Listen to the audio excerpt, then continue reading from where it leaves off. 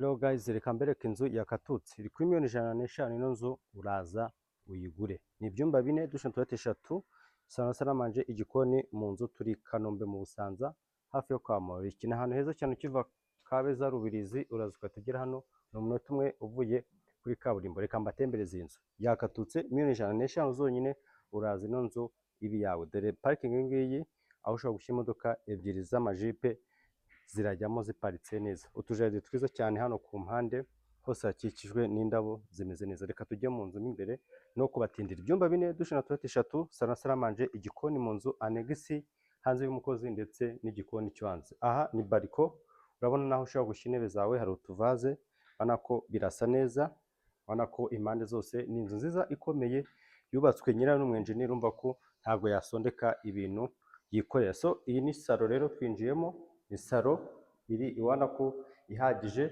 kuri setting yose. Waba ufite intebe, TV stand ngiriya, parafo hejuru ni gypsum, ubona ko ni parafo nziza cyane, ubona ko ni salo ihagije. Miliyoni 150, hamagara uyu munsi nyikwereka ino nzu mu Busanza hafi ya Kabeza. So iyi ni saramanje, urayibona ko saramanje nziza imeze neza.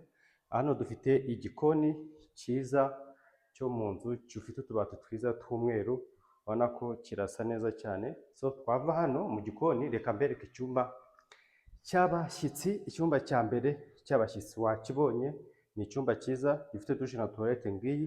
Reka mbereke hano mu rundi ruhande aho dufite chambre principale n'ibindi byumba.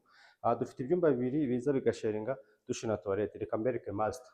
So tukinjira muri master bedroom ngiyi, iyi ni dushe nziza isa neza, iri modern. So aha dufite chambre principale. Wow, master bedroom ngiyi, parafo gypsum irasa neza, ikagira n'iriya garde-robe nziza muri kwibona, ndetse hano tukagira bariko ya chambre principale. So ukaba ugeze hanze kuri miliyoni 150. Hamagara uyu munsi nyikwereke.